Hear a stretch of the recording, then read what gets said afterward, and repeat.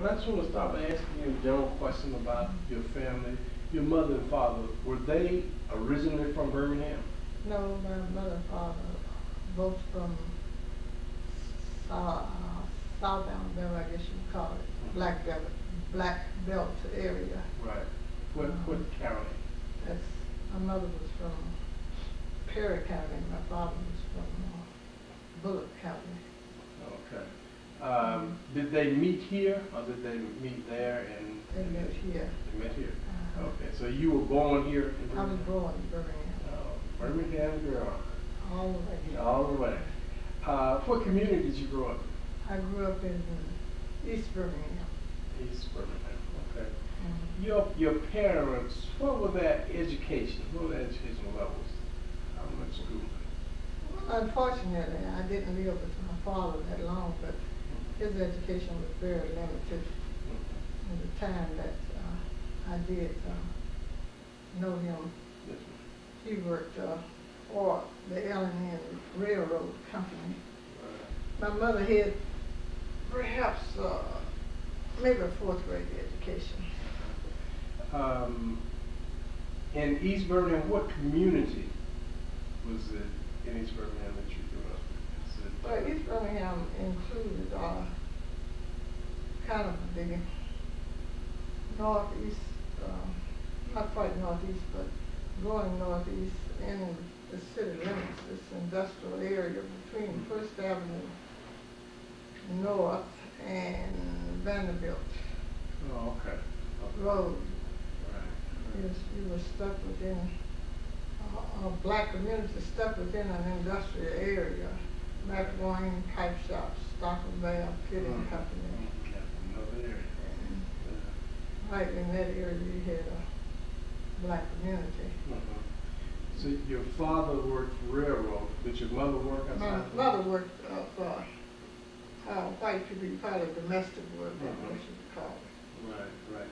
In that area, did she work in that area? No, you're going to Inglenook then. You're going up toward Terrence City. Right. Inglenook, Terrence City, going in that direction. And the whites that live in that area, they were primarily employed at the L&N Railroad. What school did you start first grade? I started first grade at Shields Elementary School, but it didn't go any further than the third grade. Then we had an option of going to Kingston School or Thomas School. And I chose to have gone to Thomas School. Okay. So my elementary education would be third grade at two Shields. And then from fourth grade through eighth grade, Thomas. What do you remember about Shield? Typical classrooms that you read about now. 2 rooms, pot-belly stove, sink in the back, 2 teachers on each side of the little double-tenor house, so to speak. Okay. And how far did you live from Shields? In walking distance? Walking distance, very definitely walking distance. What kind of neighborhood, how would you describe your neighborhood? The neighborhood would be described as one big family, typical of all neighborhoods before World War II. You kind of look at it, Great Depression area, not the area, but the era.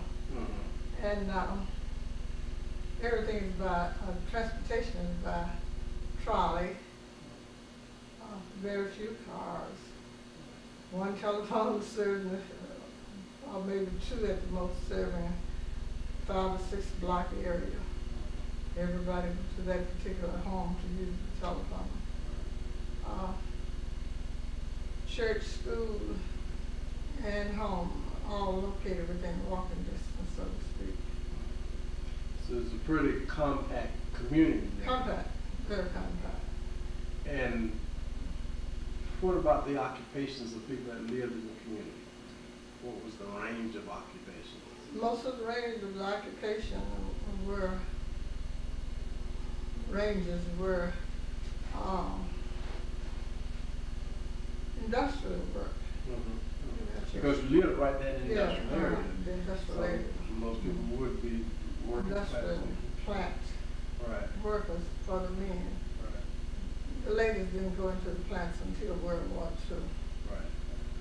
And few professional people in between. When you left Shield and went to Thomas, you still walked to school? Walked to school. Everybody walked to school. Either from that area between 10th Avenue North and Vanderbilt, you either walked to Thomas School or you walked to Hudson School in Collegeville. So everybody's walking to school. Right. How was Thomas different from Shields? Well, Shields being so small, you remember it's just first to third grade, so it's no Right. comparison. We were going to the big school then. Right. What was the transition like in going from the smaller school to the big school?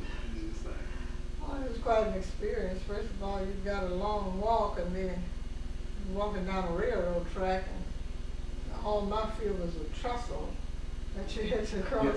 Cross the trestle every day? Cross the trestle to get across, and I was always frightened of it. Now, on that trestle, could you actually see the water? You can see the water. I remember those. You can see the water.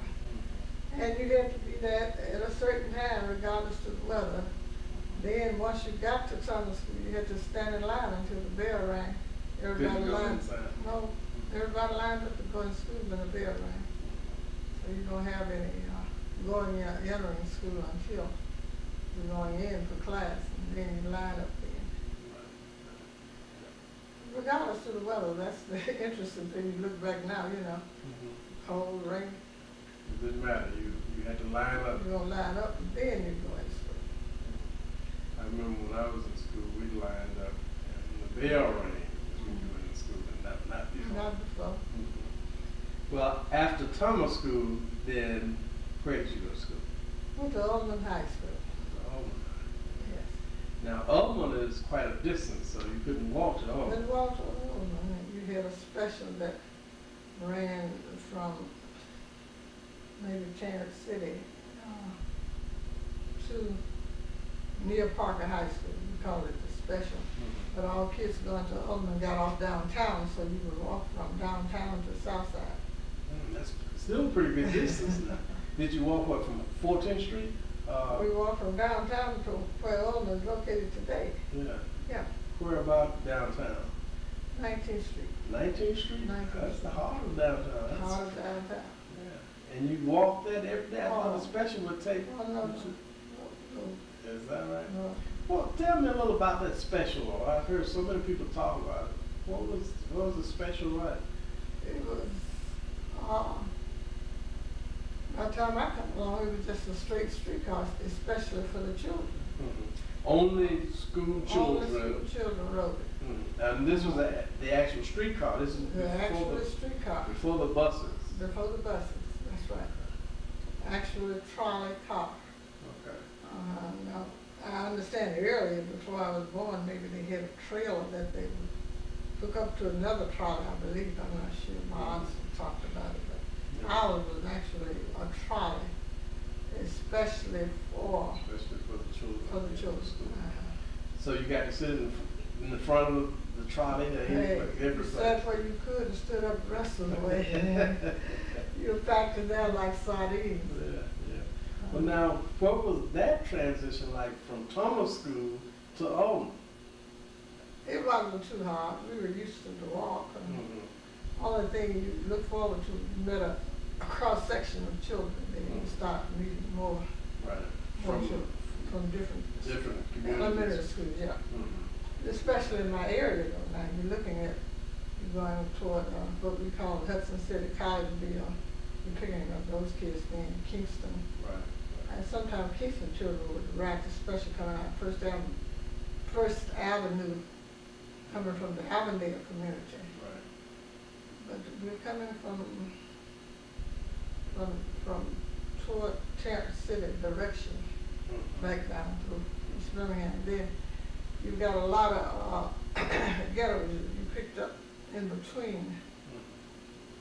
Once you left the industrial area, going down towards the terminal station in that area, you had massive black communities. That's right. Yeah. Birmingham at that time, of course, was strictly segregated. Sure. Did you ever encounter any difficulties that you remember as a child growing up in Birmingham, a black child growing up in Birmingham? In many cases, you know, we may encounter something on the streetcars downtown. Do you ever remember personally encountering any situations? No, I only encountered, and of course I didn't encounter because I wasn't going that direction, but going to tunnel school, if you didn't go down the tracks, you could walk around in another direction, going toward Grayson Lumber Company and paved street that led to First Avenue North. But if you went in that direction, you had to go through what we call Cracker Town. And that was company houses occupied by white workers, the people who worked at the cotton mills there, lived in these small houses. And the company furnished them homes. And so they were white cotton mill workers. We had to go through their community if you walked, if you did take the track and went around the other way. So there was always a rock battle between the children who went through Cracker Town and going back to East Birmingham. So most of us took the railroad that did not lead through. So you attempt to avoid? We avoided what we call Cracker Town. Now, in the mills there was only whites working those mills, right? Some blacks worked in the mills, but they were not furnished their homes. Right. Now, how you went to Ullman through what grade? Ullman 9 through 10. And then on to Parker.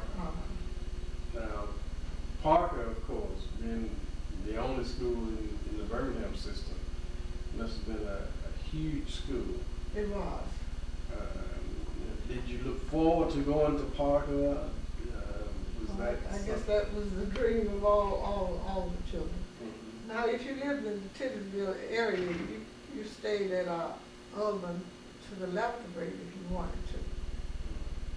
Okay, so Ullman did go to the 11th grade. 11th grade, but those of us who didn't live on Southside, we could choose to leave and go to Parker after we finished the 10th grade. And of course you had the annex as a feeder also. We had two feeders going to Parker at the time. Ullman was a feeder school and Parker Annex was a feeder school. Why did you go to Ullman rather than to the annex? Well, I was zoned to Ullman. Thomas School's children were zoned to Ullman. So that's why I went to Ullman. Well, how would you describe Parker at the time that you were there? Fascinating. In what way? First of all, I guess you look at it, it was a certain amount of pride that was instilled in all students there. The pride now that I guess it exists in most of black high schools during that time. We're talking about the 1940s. How did they instill that pride into you? I guess it's just by word of mouth, but certain things were expected. Teachers were role models, the term they use today. They were always well dressed, very articulate, very conscious of being teachers, saw it as a profession. Kind of made you look up to them. The next thing I'm always appalled by the number of students that were in the classroom, each classroom. It would be as many as 40 children in a class. Is that right? 40 in one class. And we were all required to learn. And all did learn. Yes, and discipline was not the problem it is today. It always amazed me at the thousands of children you had at Parker at that time, because we had climaxed every black community then, 11th through 12th grade by then. And we boasted being the largest black school in the United States, all of that. But the school sat right on the sidewalk, and never a kid was in front of the school. You never saw one student in front of. No one hung out on the. No one hung out on the front of the building. Everybody was on the inside, definitely inside. The only way you saw somebody on the front of that building, they were leaving the school, going home, or leaving. It was not a hangout place. Right. Were you involved in the extracurricular activities? Yes, I was. I enjoyed my high school career at Parker. I sang in the choir. I had to get to college before I realized I really couldn't sing. But I sang in the choir. And I always regret that I missed William Henry. He was in service. Mary Alice Stolenworth was in charge of the choir at the time. She was an excellent, excellent musician. She tried to make a second soprano out of me. I took typing, and I guess the highlight of my stay at Parker was when I was chosen to be in the dramatic club on the Olive Riot. And that was just like a dream come true, to have been chosen to be a part of the dramatic club. So I had a little choir, I had dramatic experience, and I had typing. Of course, my typing and choir was not extracurricular, it was counted as a course. Right. And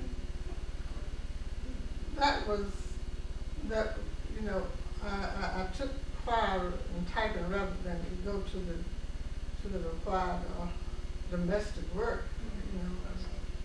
You had to go to the laundry. I didn't like that idea, so tried to find a way out.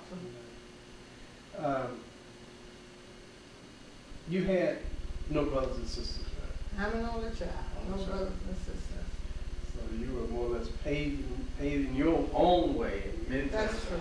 Talk with people who had brothers and sisters that go on ahead. No, I was the only one. Yeah. Always around a lot of children who were from large families, but I was the only one. No half brother, no half sister, no half nothing. Oh, yeah. And amazingly, my husband was an only child too, so we both kind of. Was he at Parker? No, he was originally from Tuscaloosa Oh, I see. Industrial High School.